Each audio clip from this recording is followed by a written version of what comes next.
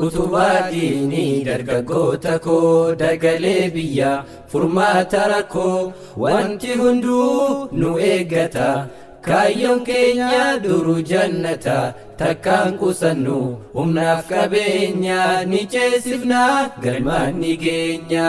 Utubaa diinii dargaggoota koo dagalee biyyaa furmaata rakkoo wanti hunduu nu eeggata kaayyoon keenya duruu jannata takkaan qusannu humnaaf qabeenya ni ceesifnaa galmaan ni geenya. Amanaa guddaa hadha badhaattee gammachuun har'a ni darba jettee waan hunda kee diinii kennitee mindaa boruu har'a caalchiftee. Osoon jedhiin shamaraaf dhiira tokkummaadhaan diiniif hiriira ka'an kana kaayyoo tokkoo fi falaa kennuuf hunda rakkoo fi. Sahabaan hedduu kama beekamu dargaggoota kun hin shakkamu qabsoo kamu keessaan dhabamu islaamummaaf wareegamu.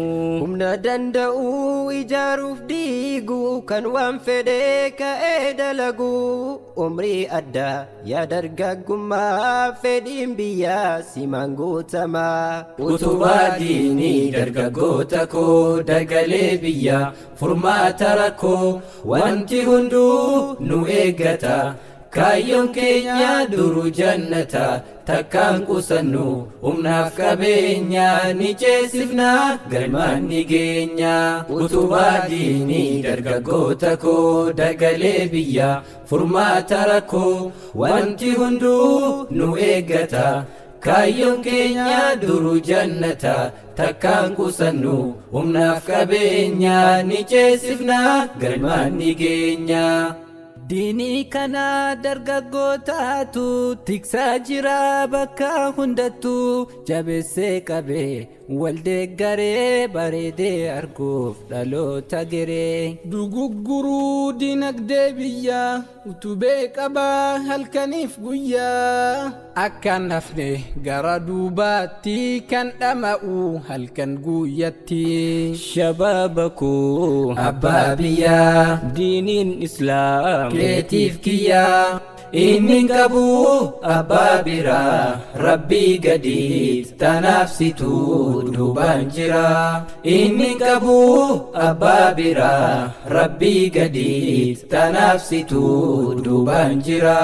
Yeroo jiruuf tattaaffattu gaafa dunyaan sittaa jamtu osoo dadhabbiin sittiin dhufiin harka namaatti osoon kufiin fayyadami dargaggummaa yeroo mi'aa akka dammaa. Utubaa diinii dargaggoota koo dagalee biyyaa furmaata rakkoo wanti hunduu nu eeggata kaayyoon keenya duruu jannata takkaan qusannu humnaaf qabeenya ni ceesifnaa galmaan ni geenya. Utubaa diinii dargaggoota koo dagalee biyyaa furmaata rakkoo wanti hunduu nu eeggata kaayyoon keenya duruu jannata takkaan qusannu humnaaf qabeenya ni ceesifnaa galmaan ni geenya.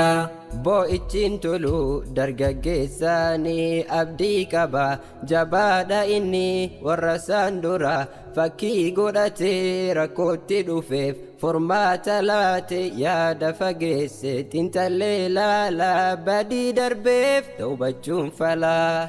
Gaafa cinqaan akkam baay'atu gaafa namni hunduu rakkatu gaafa hin jirre tokkoon gaaddisa baay'ee nama aduun rakkisa. Rabbii guddaa ni kadhannaa gaaddisa isaas ni arganna. Wal qabannee haa kakaanu tabba guddaa akka baanu yeroo kamuu duuban aannu hojiidhanis haa jabaannu kaydii jaraaf harka laannu.